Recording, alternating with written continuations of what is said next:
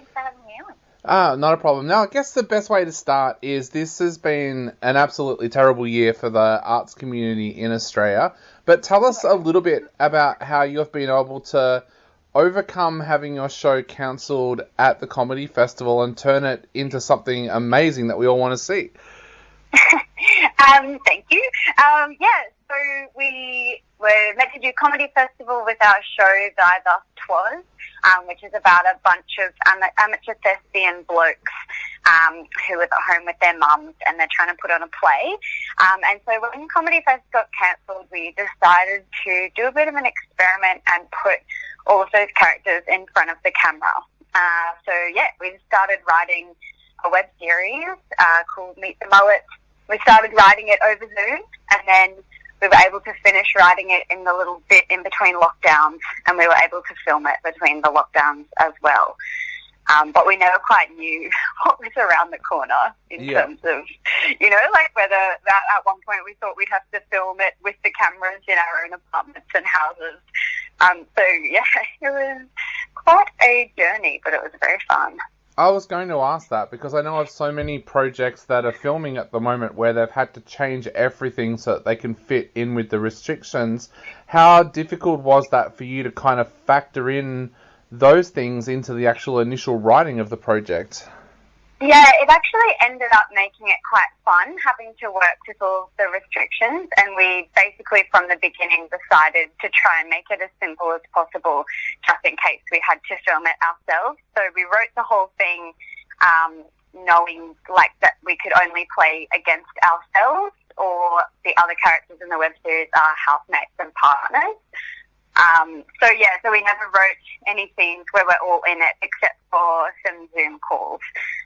But then we were actually able to be all together when we did end up filming it. So our filmmaker Gemma filmed it, directed it, and then we were all each other's crew and got to be each other's body doubles as well. But yeah, that kind of helped just going let's just make this as simple as we can and work with the fact that we can only film at our houses and we can only film with people who we live with, which ended up pretty fun because they were all really great. Yeah. Tell us a little bit about what that was like sitting down to write straight after your own show had been cancelled. Did that mean that you were putting some of your own emotions into what you were actually writing as well?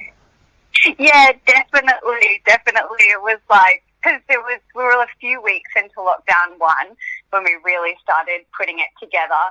So we still had all this energy from, we'd been rehearsing and we did do the live show in Brisbane right before Melbourne Comedy Fest got cancelled.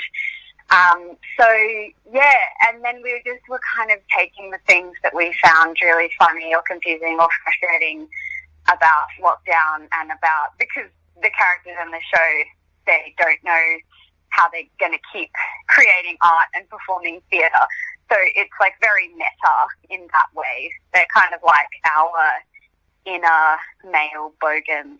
So it was really fun to put some of the stuff we were experiencing into the lives of these guys and their bubs as well.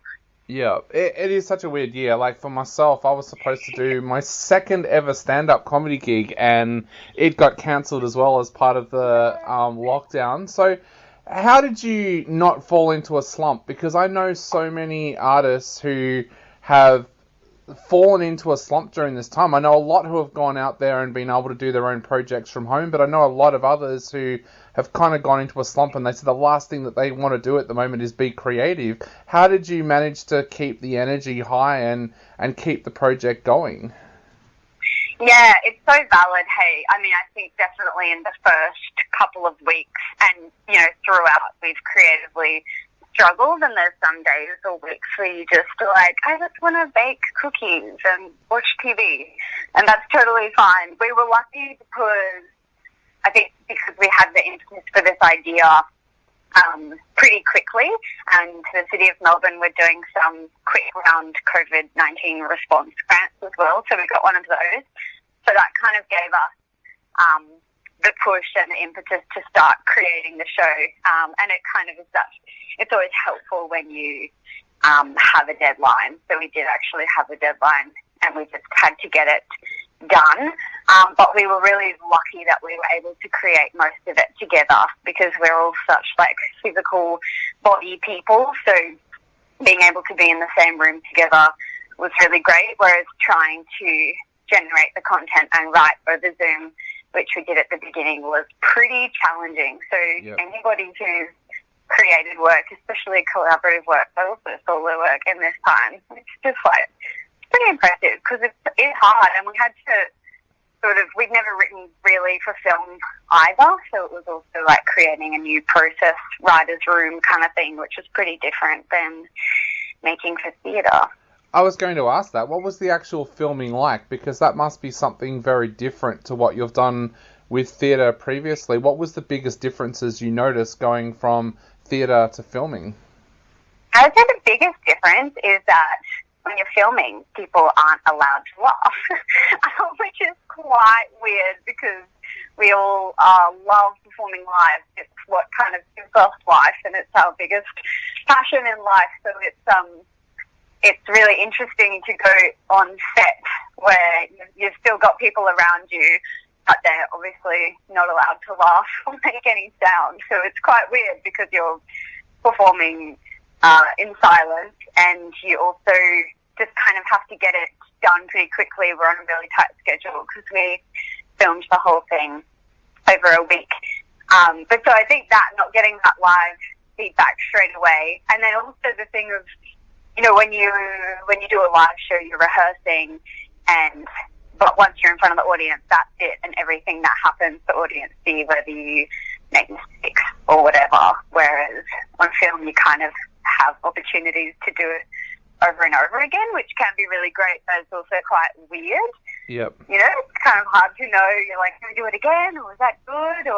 But luckily Gemma, who was our director on set, she kind of kept us on track, and she was really encouraging and really worked with us very well. So that was lucky. Yeah. You've also managed to create such unique characters. What was it like getting in touch with your inner bogan to bring these characters to life? Very fun. We've had those characters for a few years, so they've had a few different transformations. Originally, when they started out, they were ice skating, like they were wanting to be ice skating champions in the Winter Olympics in 1984, so they've kind of had like a few different lives. And then we decided that we wanted them to be thespians for our new show, and because we love playing middle-aged women, we decided that we also wanted to play their mums using the same wigs, of course. So we kind of took two of our biggest passions, which is performing acting as blokes and middle-aged women. And so it was really fun because we create all of our characters through costume and physicality for theatre. So we don't really write anything down when we make a live show. We just improvise until we eventually come to some kind of script, like 2 days before the show. And so it was really fun to take all of those characters because we know them really well, and we know all of each other's characters really well. So it was really fun to kind of create this writing room type thing, and it meant that we could also write for each other's characters as well for the series because we all knew them so well. So that was a cool part of the process, Yeah, definitely. And the characters that you can go anywhere with, have you thought now more about the future? Like, can we see another web series? Will there be a theatre show? Or has filming kind of even given you the bug a little bit that might make you want to go into film or TV with these characters? So we're definitely keen to do these characters in the live show that already exists as soon as we can, whenever restrictions are lifted, whether that's in a park or up to 5 people or whatever. We're just I'm so keen to get out there and perform in front of people. But it's definitely been a really fun process writing for film. So next year we will also be making another live show with different characters. And we'll be making some kind of second web series as well, but we are not sure what that will be just yet. 2021 is sort of a mystery at the moment, because we don't know what will be happening. But yeah, we're definitely keen to make more filmed and live work. Yeah. Awesome. And we cannot wait to see what happens with these characters. I guess the big question now is, how can our listeners actually tune in to see this web series? Yeah, so it's called Meet The Mullets, and we're the Travelling Sisters, so you can either go to thetravellingsisters.com and it's on there, or if you just type Meet The Mullets into YouTube, then you can watch it there. All 5 episodes are out now. Awesome. Well, Laura, thank you so much for coming on our show today. It's been an absolute pleasure, and I'm sure a lot of people out there have taken a lot of heart knowing that artists out there have found ways to get around the whole lockdown, and hopefully it's going to inspire a few of those people out there as well. So thank you so much for coming on our show today. Thanks for having me, Dave. Have a good one. Not a problem. You have a great night, and hopefully we get to talk in the future when the show actually comes back to the stage. Amazing. Thanks, Dave. Awesome. Thanks. Bye. See ya.